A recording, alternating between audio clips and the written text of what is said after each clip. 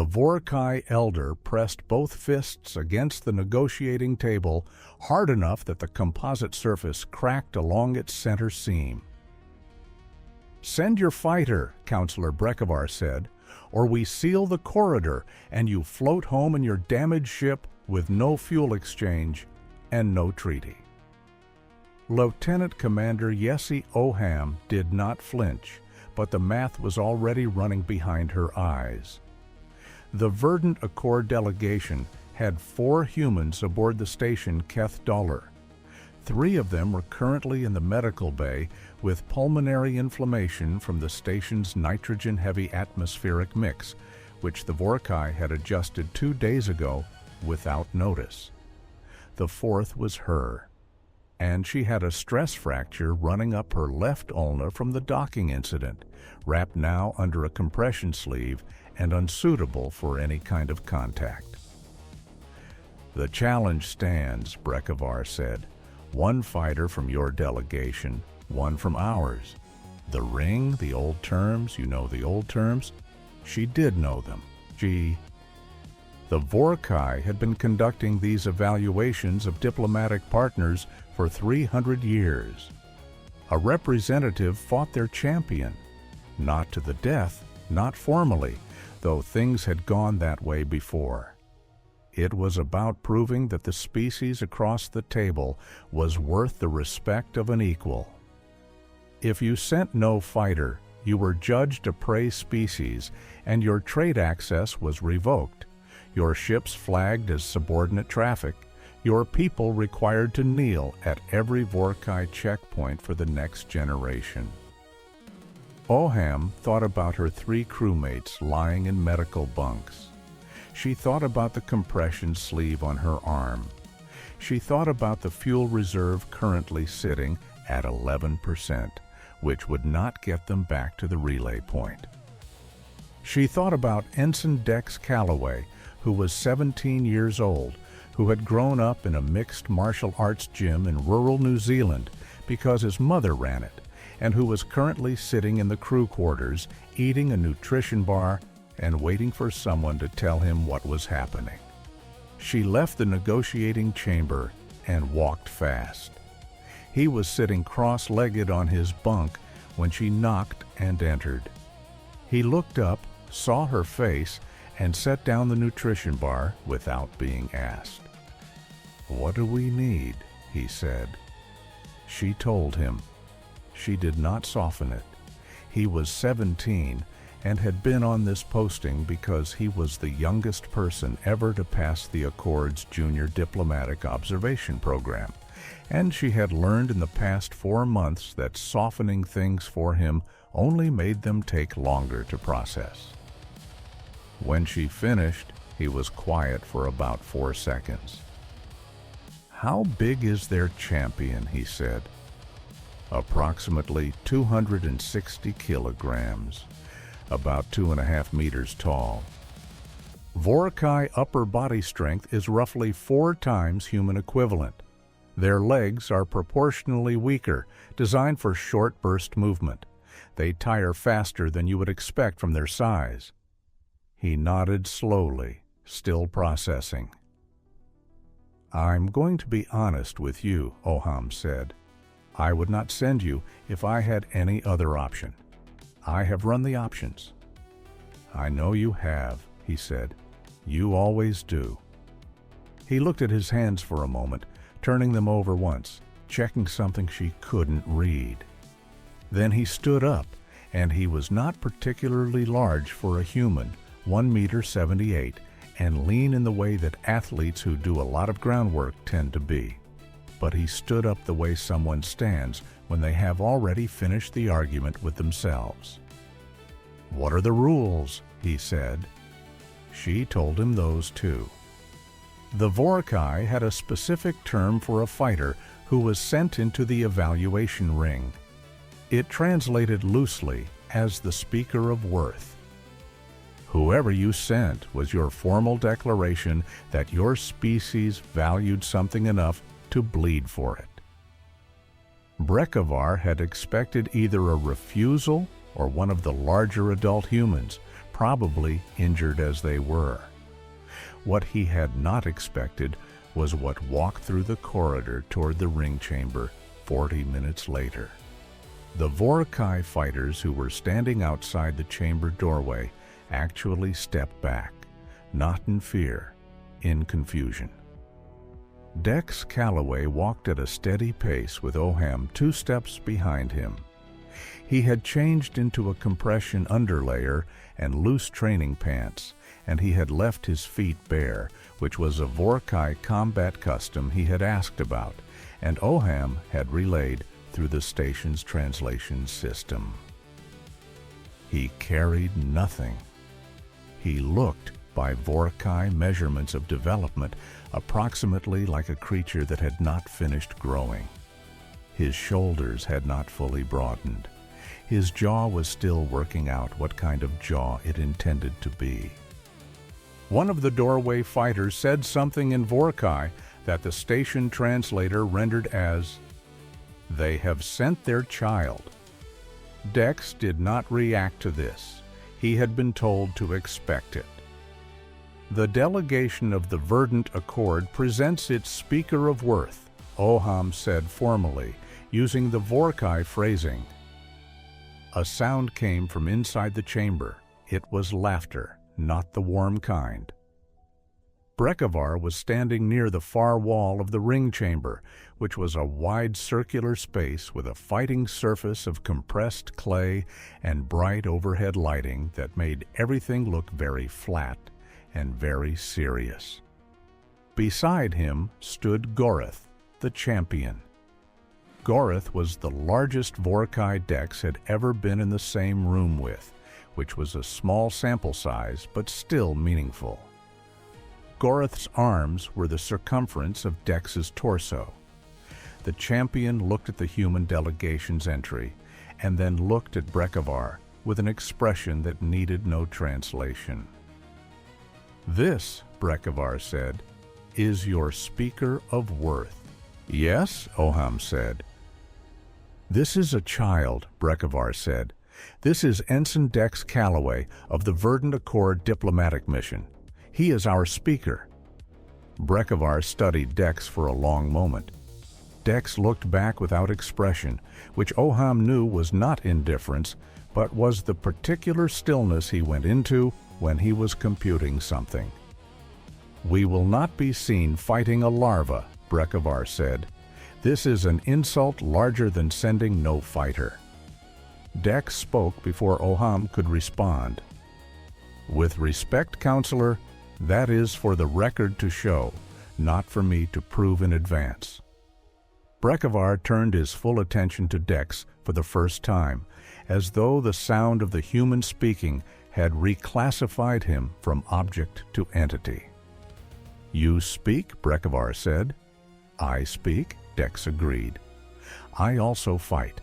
Your evaluation process does not specify a size requirement or an age minimum, only that the speaker must be capable of standing in the ring and that the match must be conducted under the old terms. I meet the first condition. I'm ready to meet the second." There was a silence in the ring chamber. A handful of Vorrkai observers along the walls had gone very still, the way animals go still when something unexpected enters the frame. Brekovar looked at Gorith. Gorith looked at Dex. Then Gorith did something that Oham interpreted, through the translation overlay, as a shrug. "Old terms," Gorith said. "The child agreed to old terms. Old terms are old terms." This was apparently argument enough. Brekovar spent the next several minutes raising objections that he clearly expected to be decisive. The human was below fighting age. Dex produced his Accord identification, which listed his age in standard cycles, alongside his certification as a trained combatant, since all diplomatic personnel were required to maintain physical readiness credentials. Brekovar said the Accord credentials were insufficient. Dex said respectfully that the evaluation process recognized the credentials of any organized planetary or interstellar body, and the accord was both. Vorrkai said the presence of a child fighter would make the outcome meaningless, even if Goreth won, because defeating a child carried no honor.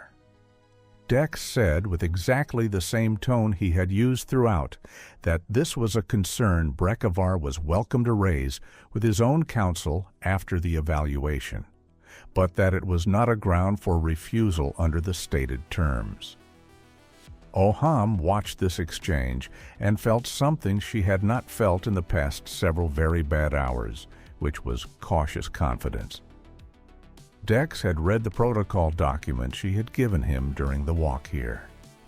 He had read it once. He appeared to have retained it entirely.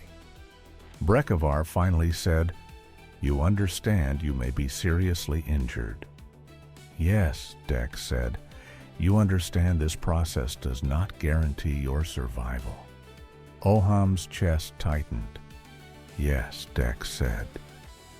There was a pause. "You are not afraid," Vorrkai said. It was not entirely a question. Dex thought about this in a way that was visible, and Oham knew him well enough to know he was deciding whether to be honest or tactical, and that he would choose honest because he always did. "I'm afraid," Dex said, "but I'm here anyway. I believe those are different things." Vorrkai looked at him for a long moment. Then he turned to the ring officials and began the pre-match procedures without another word. The old terms, as Oham had explained them, were specific about what was and was not permitted. No weapons, no assistance from outside the ring. The match continued until one fighter could not rise from the clay within a count of 10 standard seconds, or yielded verbally, or was rendered physically incapable of continuing. Judges stood at 4 positions on the ring perimeter, and their call was final. A fighter who was knocked down and rose within count received a mark. After 3 marks without a yield or incapacity ruling, the match was considered a draw, which under the old terms counted as a completed evaluation and granted the delegation full recognition status. This was the part Oham had explained carefully and more than once. "You don't have to win," she had said in the corridor while Dex was lacing up his underlayer. "You have to survive 3 knockdowns and get up each time. That's a draw.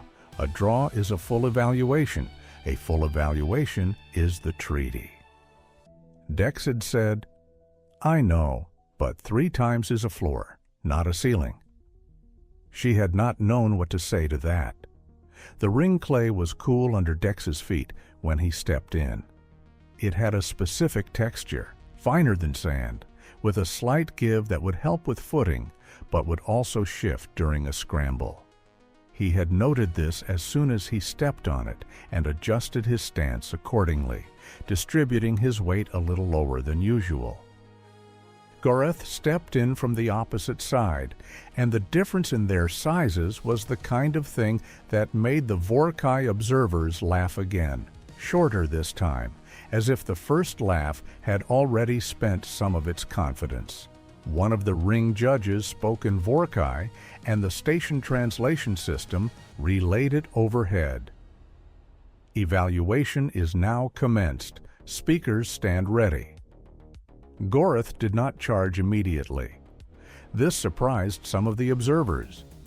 Dex had expected it because Oham had told him the Vorrkai champion fighters used an approach called reading distance, where they spent the first moments of a match establishing exactly how fast and reactive an opponent was before committing to a direction. It was the reason Vorrkai champions did so well against species with obvious tells. You learned the tell, then you exploited it. Dex had been doing this since he was 6 years old. He moved first. Not an attack, just a shift of weight that implied a direction and then did not follow through, watching where Goreth's eyes tracked and how the big fighter's center of gravity responded. The response was very fast, faster than Oham's briefing had suggested. Gorith's weight had moved almost immediately to cut off the implied angle. Good, Dex thought. Smart fighter, not just a wall. The smart ones were harder but more readable because intelligence in combat created patterns, and patterns could be learned. For about 90 seconds, they did this, the two of them moving in the ring without contact, and the Vorrkai observers went quiet in a way that suggested they recognized the reading game, even if they hadn't expected the human to play it. Then Gorith closed the distance fast, which was the short burst move Oham had described, and Dex went sideways instead of back, which meant Gorith's first grab caught air instead of the collar of Dex's underlayer. Dex's return was not an attack. He caught Gorith's extended arm at the wrist with both hands and used the momentum that was already there, borrowing it rather than fighting it, and redirected it in a way that pulled Gorith off the line Gorith had expected. It did not take Gorith down. The champion was too experienced and too heavy to go down from borrowed momentum alone. But it created a moment of awkward rebalancing, and in that moment Dex moved to a clinch position inside the reach of those enormous arms, where the leverage math changed in a direction that was less catastrophically unfavorable for him. Gorith did what any experienced fighter does when someone smaller gets inside, drove an elbow back and down.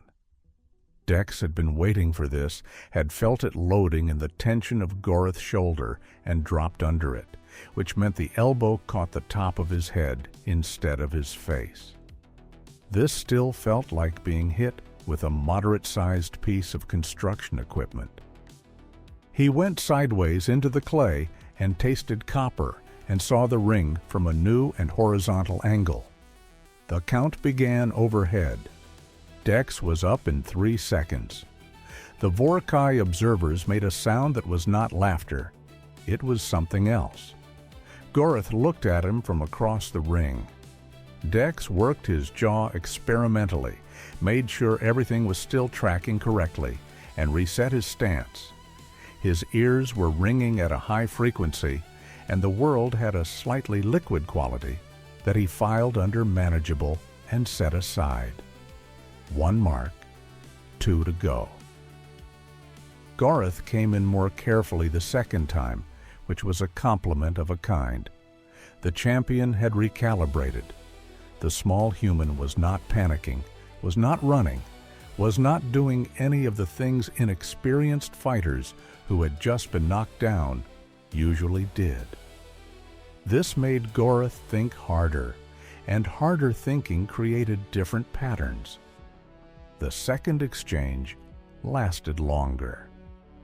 Dex worked the outside, gave ground, made Gorith move across the ring repeatedly, and every time Gorith closed, he was trying to keep it standing, because Gorith on the ground with him would simply be a mass problem Dex had no good answer to. He ate a forearm across his left side that he was almost sure cracked something, and he did not make a sound about it because making sounds about injury in front of this particular audience was information he wasn't going to donate. He got inside once more and this time worked a leg, not trying to take Gorith down, but trying to make the champion conscious of the leg occupy some of Gorith's attention in a direction that mattered. Gorith threw him again, this time across the ring, and Dex hit the clay with his shoulder and rolled because the roll was always faster than stopping, and he came up facing the wrong direction momentarily, but turned and was vertical again before the count reached 2. A different sound from the observers, louder. 2 marks. Dex's left side was a single continuous message he was reading and not acting on. His shoulder would work, but would work worse over time. His head had cleared mostly, which was good, and the ringing had dropped to a lower frequency. which was also good. He took 3 slow breaths while Goreth watched him from across the ring with an expression that the translation system couldn't catch, but that Dex read as something between frustration and a kind of professional curiosity. He did something then that he had not planned to do, and that surprised him slightly even as he did it. He met Goreth's eyes directly, which was a Vorrkai gesture that meant, "I see you as equal," and he held it for exactly long enough to register without being a provocation. Goreth went very still. Then the champion did something small and precise, lifted one fist to the center of the chest and held it there for 2 seconds. Dex had not been briefed on what this meant. He was going to have to guess based on context. He raised his own fist to his own chest and held it for 2 seconds. He heard Brekhavar make a sound near the ring edge. Not displeasure. Something else. The Vorrkai observers were talking quietly among themselves. Goreth came forward again, but differently. Not slower, not less focused, but with something shifted in the approach that Dex could feel in the geometry of the movement. The champion was not trying to end this with a throw anymore. The approach was a test of endurance, grinding pressure rather than overwhelming force, which was a choice a smart fighter made when they had recognized that the short burst overwhelm was not resolving the match. This was harder for Dex, not easier. Grinding pressure was a resource war, and he had fewer resources. He worked for 3 minutes of continuous contact, most of it in the clinch or on the edge of the clinch, neither of them going down, Goreth trying to wear him to the clay through attrition and Dex refusing to let the clay come up to meet him. His left side was a sustained roar now, and he was breathing through it in the specific way he had learned at 13 when he had broken 2 ribs in a training match, and his mother had told him he could stop, or he could learn to work around it. He had learned to work around it. The match went on long enough that Oham, standing at the ring edge, lost track of time and started counting her own heartbeats instead. The Vorrkai observers had stopped talking. Brekhavar was watching with both hands clasped in front of him in a posture the translation overlay noted as intense attention. Goreth finally found the angle. It was a perfectly executed low sweep that removed Dex's base entirely and put him into the clay hard, and this time the impact sent a spike through his left side that was very difficult to categorize as anything other than significant.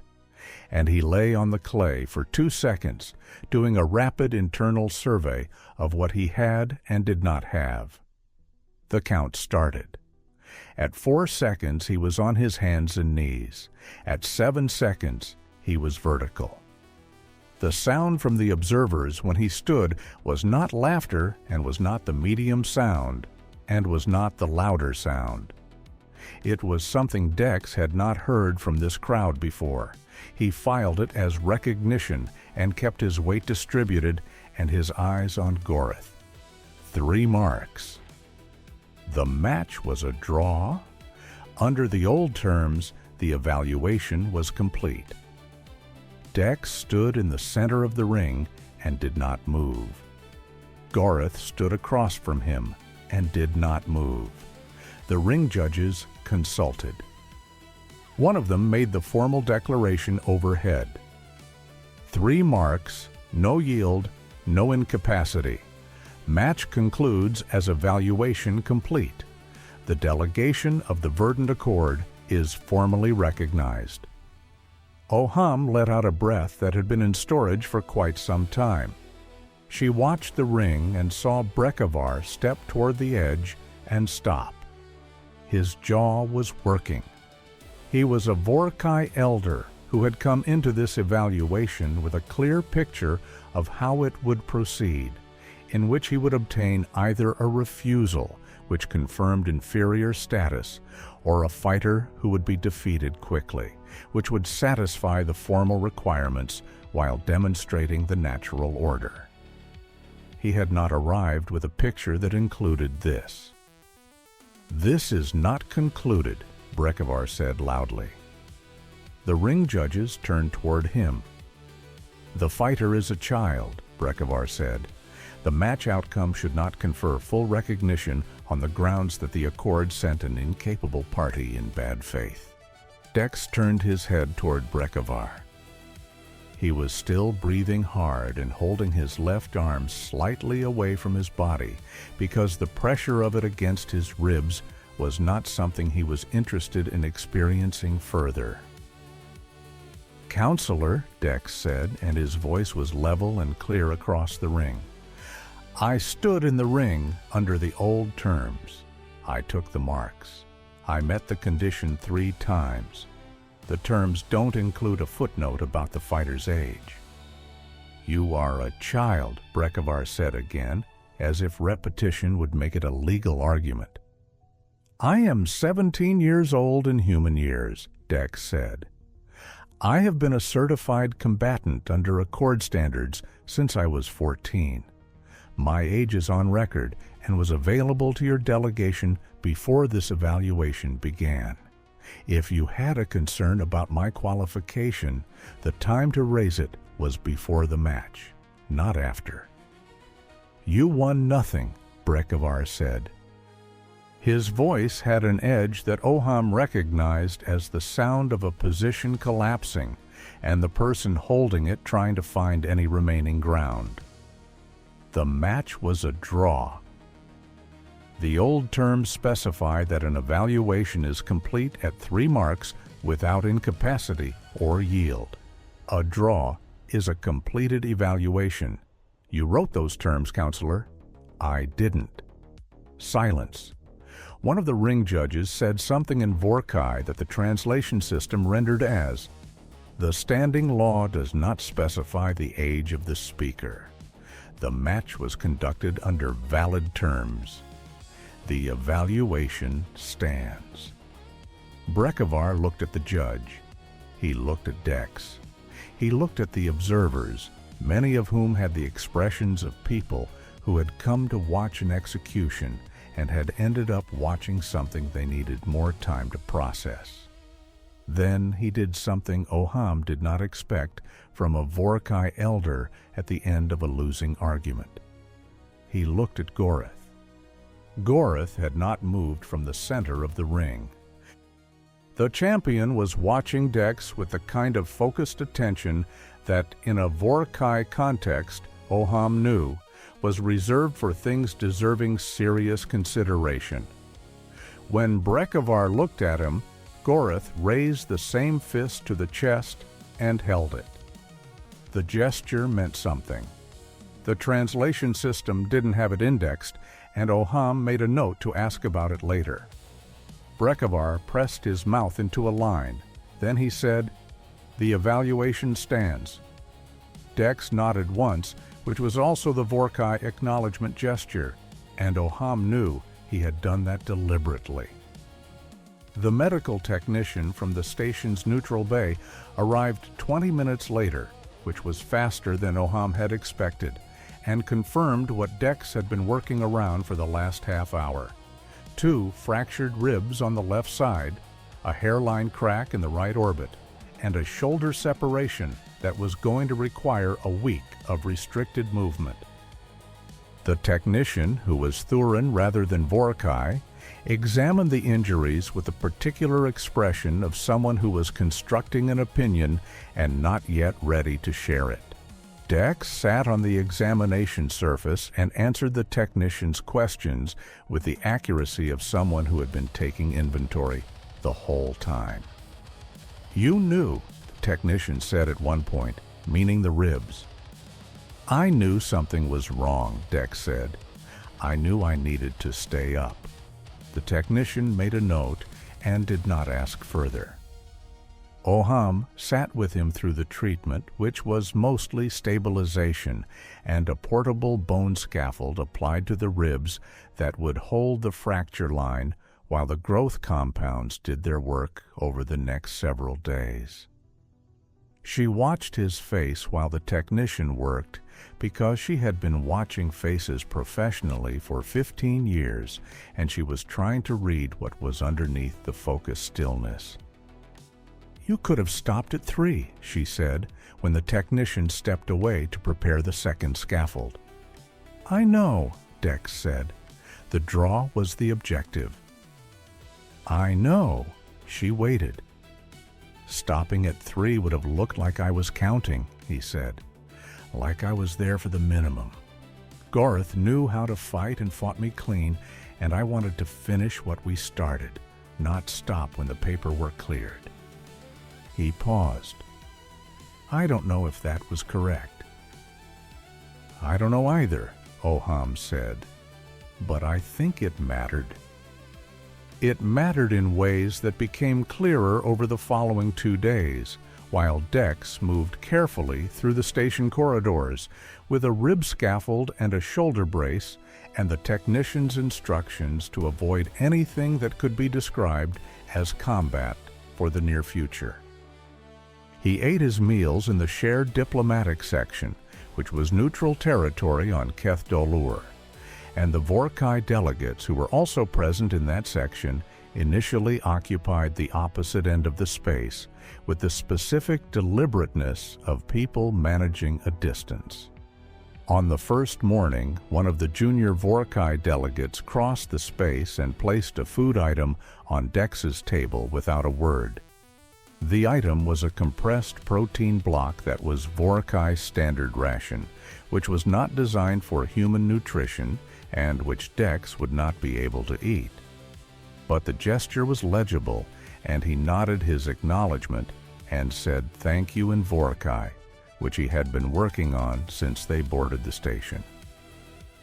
The junior delegate returned to the other end of the space, and the others at that end were watching, and the temperature in the room changed slightly, in a direction that was easier to breathe.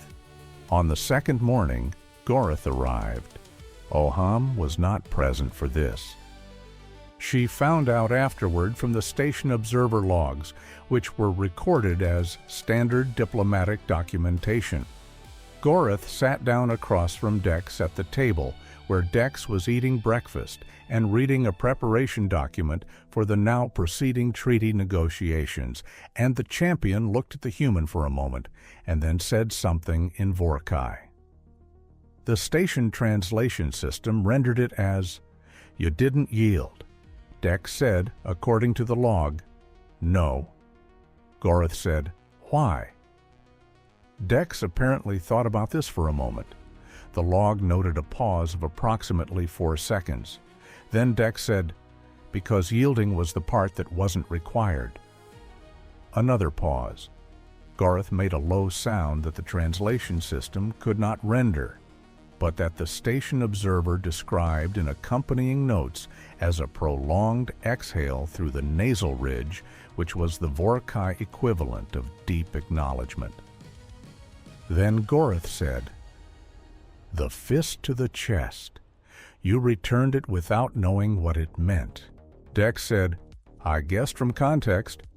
Gorth said, "It means I will not break what is not already broken.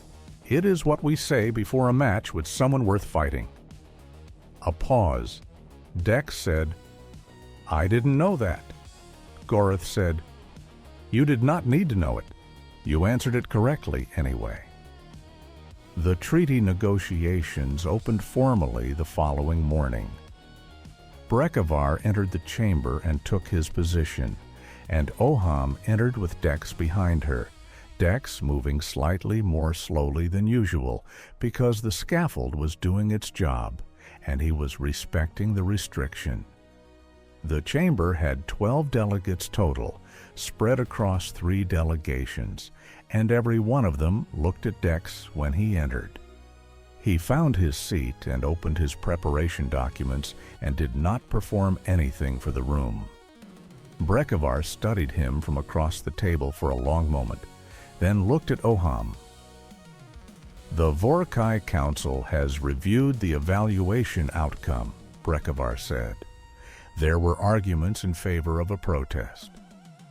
There were also arguments against." He paused. "The arguments against prevailed." Oham said, "I'm glad to hear it." "The delegation of the Verdant Accord demonstrated compliance with the old terms," Brekovar said. "The Vorrkai Council acknowledges the evaluation as valid." He looked at Dex again.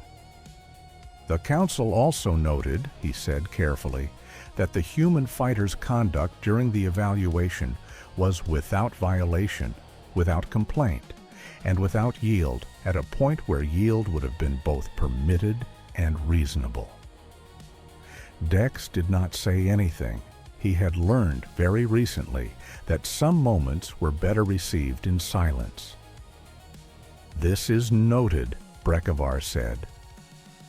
The negotiations took 3 days. They were difficult in places, and there were 2 moments where Oham had to exercise significant restraint to keep the discussion from reaching a breaking point, and 1 moment where Dex, from his secondary seat, passed her a handwritten note that read, "Let him finish. He's about to give you the concession." That proved accurate and saved a recess that would have cost them half a day. She did not ask him how he had read that from his position. She had watched him work across 4 months, and she knew how he read rooms.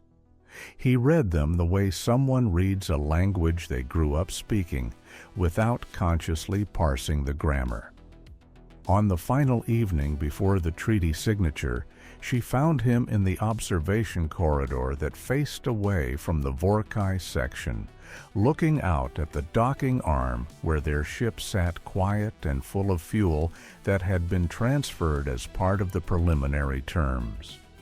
She stood next to him, and they watched the ship and the dark beyond it for a moment. "The 3 crewmates are releasing for medical tomorrow," she said.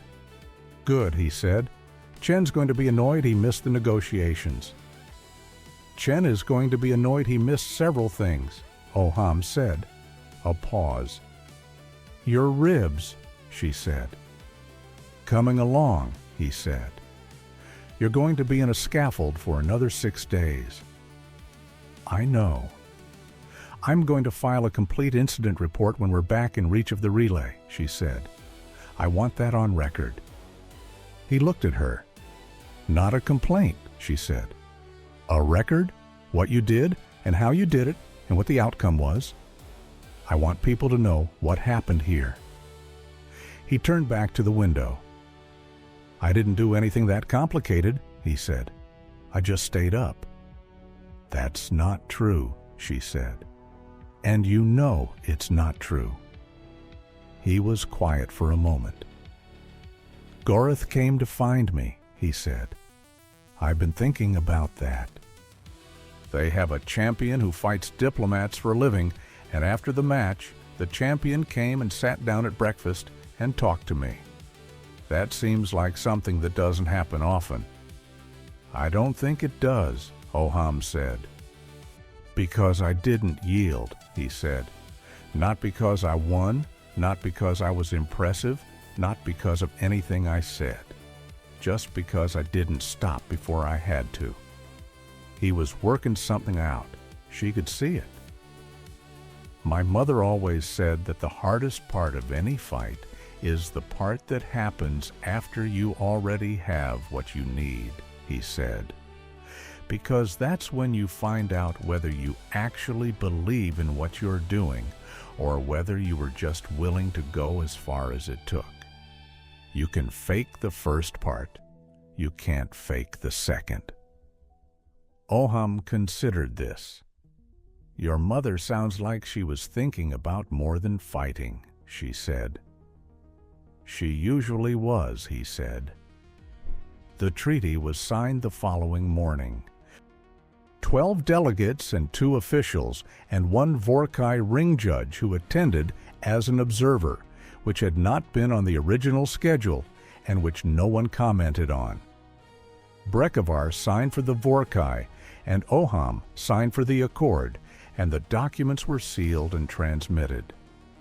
When the formal proceedings were complete and the chamber was beginning to empty, Goreth stopped at the door and turned back toward the table where Dex was stacking his documents. The champion raised one fist to the chest and held it. Dex returned it. It was the only exchange they had in the chamber that morning.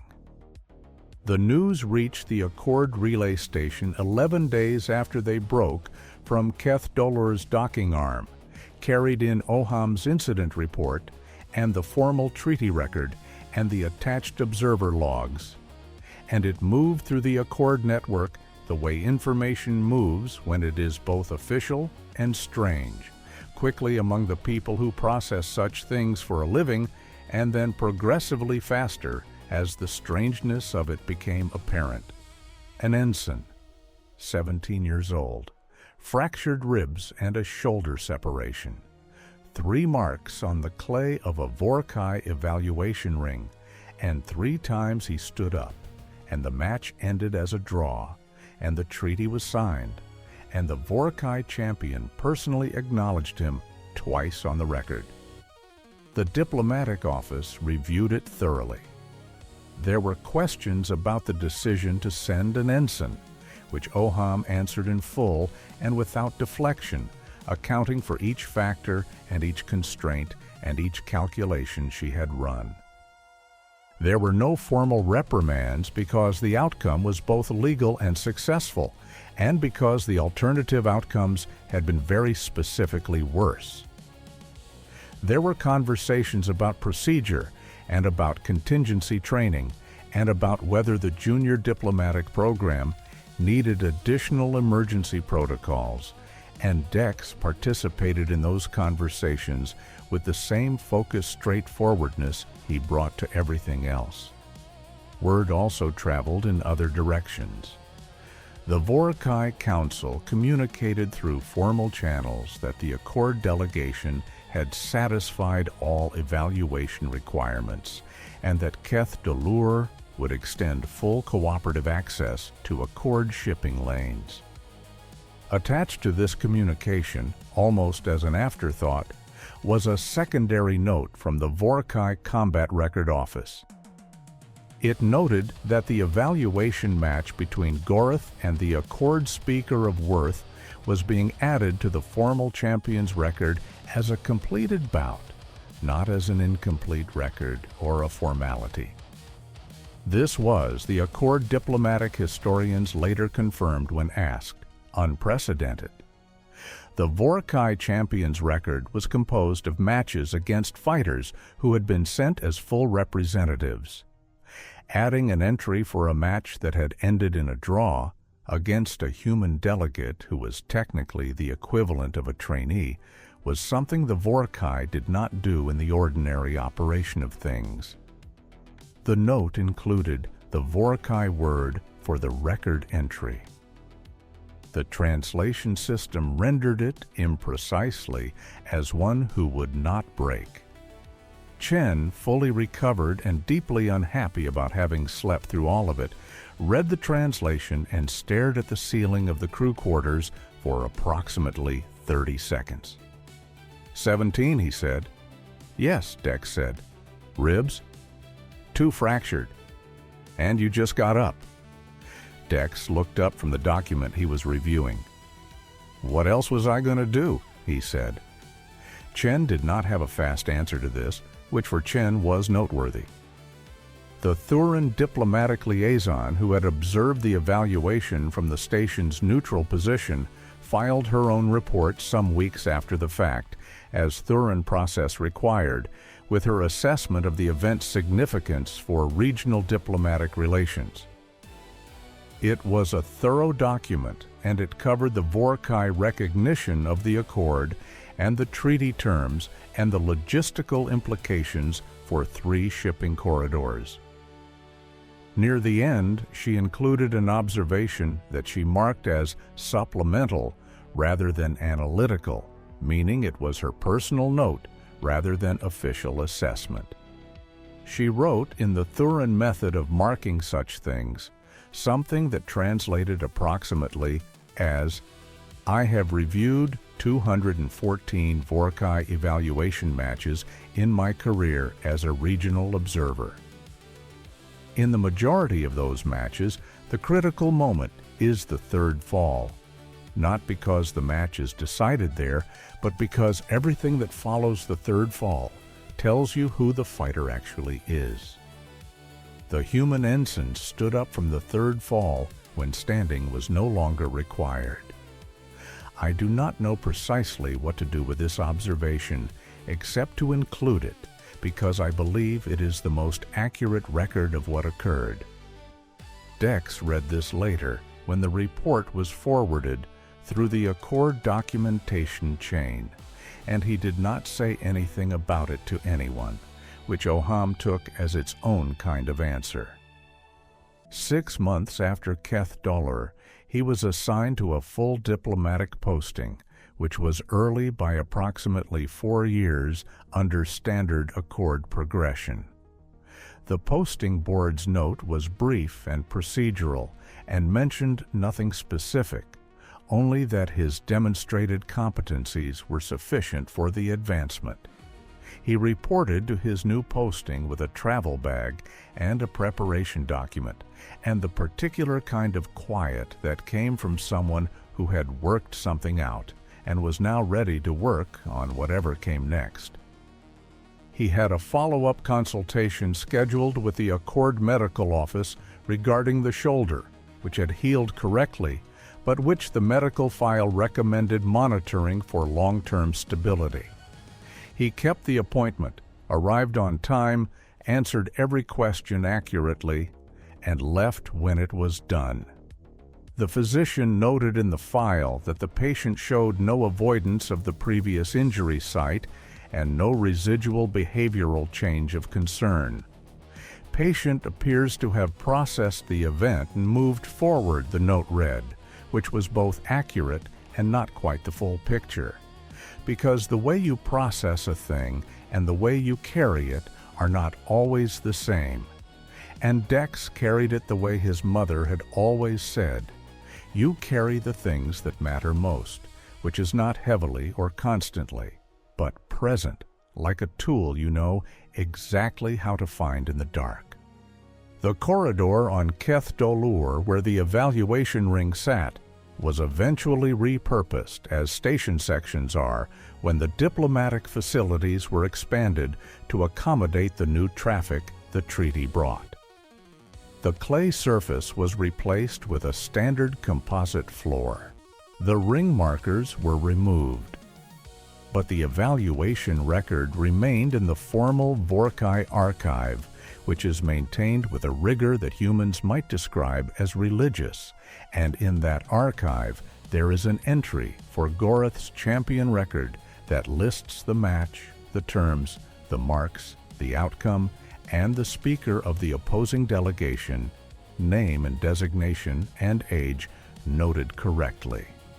It is the only entry in that record, or in any Vorrkai champion record that can be found, that includes the speaker's age in its text, rather than as a separate data field. The archivist who entered it did so without explanation, and when later asked why, said only that it seemed like the part of the record that would matter most later. Human beings who read that record, the ones who track this kind of thing, tend to make a note about it and then keep reading, because there is always more context, and the context always turns out to be important. But the note they make, whatever form it takes, tends to say approximately the same thing. He was 17. He got up anyway, 3 times when he only had to get up twice. The rest of it follows from there. There are stories like this one scattered across the record of everywhere humans have ever gone, and every impossible room they were asked to stand in, and every moment someone looked at a human and made a calculation and then had to revise the calculation, and the stories differ in detail and species and setting and outcome, but they share something at the center, something that is harder to name than strength and harder to fake than courage, and if you are inclined to look for it, you will find it everywhere. If this story stayed with you, there are more like it waiting. The ones worth keeping are the ones where the cost was real and the choice was made anyway. Those are the ones worth passing forward.